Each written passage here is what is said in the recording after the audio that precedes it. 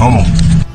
Gini Pak, kalau hukum tidak dipastikan bahwa Bambang Tri Gus Nur tidak bebas dari tuduhan-tuduhan yang telah dituduhkan, kami sebagai bangsa Indonesia akan mengadakan pergerakan untuk menurunkan Jokowi secara langsung. Insya Allah nanti pertengahan bulan ini kami akan bersama-sama dengan komponen masyarakat dan bangsa Indonesia ke gedung DPR RI untuk minta kepada DPR dan MPR untuk memajukan Bapak Jokowi. Gitu. Indonesia sejak dulu kala tetap dipuja-puja bangsa. Itu katanya dilakukan pertengahan bulan Maret ini katanya. Saya tahu ini gertak sambal karena mereka saya yakin tidak mempunyai massa. Cuma lucu saja. Ini adalah upaya menekan hakim untuk tidak memutuskan sesuai dengan harapan masyarakat banyak. Seharusnya Egy Sujana yang katanya guru besar tidak memainkan politik public pressure seperti ini untuk menekan peradilan. Biarkan saja berproses. Siapa yang salah, siapa yang tidak bersalah akan divonis oleh majelis hakim. Itu yang pertama. Yang kedua, ada yang menarik, cuplikan video dari jaksa dan terdakwa, yaitu Nur Sugi. Kita ikutin dulu videonya berikut ini. Melanjutkan dari rekan saya, kembali dari persidangan sebelumnya ya, saya tidak salah catatan saya, saudara terdakwa ini SD sampai kelas 5 ya. Dua orang ini seolah mendapatkan gendang dan panggung merajalela menuduh Presiden Jokowi menggunakan ijazah palsu. Ini sudah dibantah oleh banyak pihak, termasuk oleh sekolahnya, kampusnya, teman-teman sekolahnya, teman-teman kuliahnya, tapi mereka masih ngotot. Sugi Nur Raharja atau lebih dikenal dengan Nur Sugi, terdakwa penistaan agama yang bersama Bambang Tri yang menuduh Presiden Jokowi berijazah palsu. Ternyata hanya bersekolah sampai kelas 5 SD, tapi dia mengaku juga bersekolah SMP. Bagaimana bisa orang tidak lulus SD bisa sekolah SMP? Lalu siapa sebenarnya yang berijazah palsu? Akhirnya yang terjadi, karena menggunakan simbol-simbol agama untuk memaksakan kehendak dan menyebarkan fitnah dan hoax, akhirnya Nur Sugi dan Bambang Tri dicokok oleh polisi dan dituduh penistaan agama. Sidangnya masih berlangsung, seru. Ada beberapa hal yang menarik.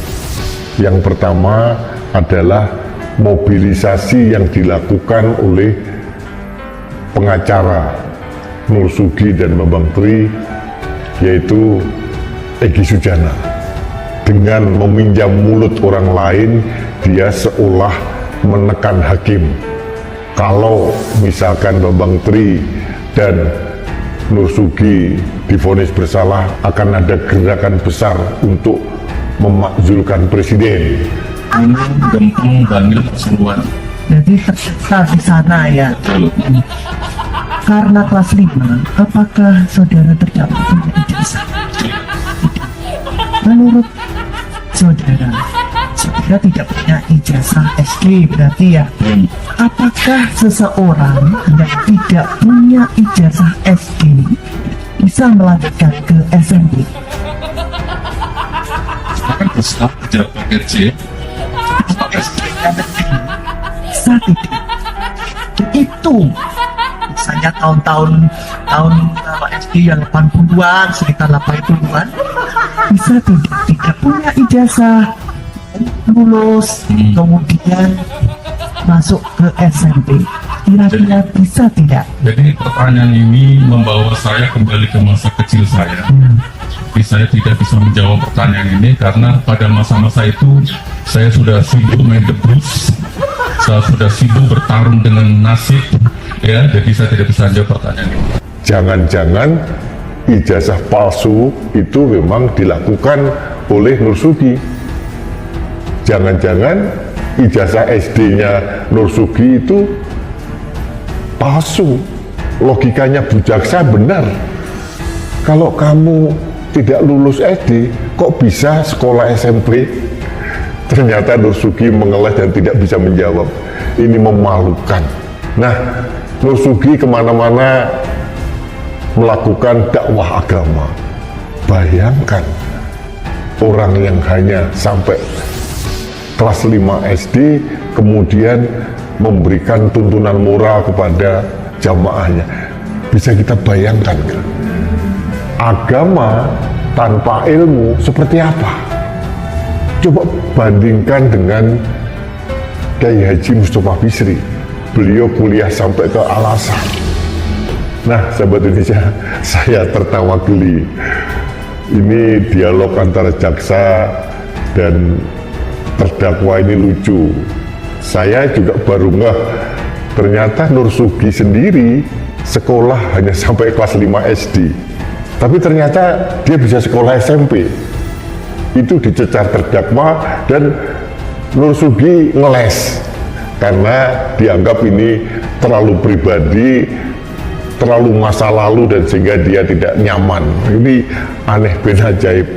Bayangkan orang yang tidak lulus SD tapi bisa sekolah SMP kemudian menuduh orang lain yaitu Presiden RI menggunakan ijazah palsu. Nah, pertanyaannya sekarang siapa yang menggunakan ijazah palsu?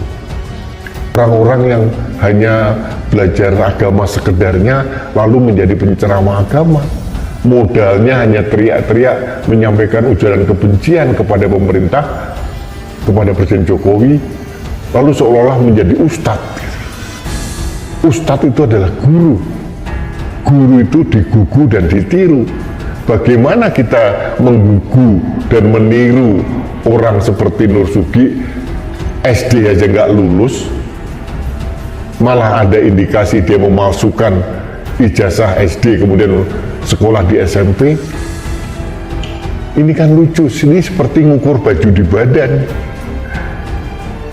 Bayangkan, orang yang terindikasi menggunakan ijazah palsu SD malah menuduh Presiden RI menggunakan ijazah palsu.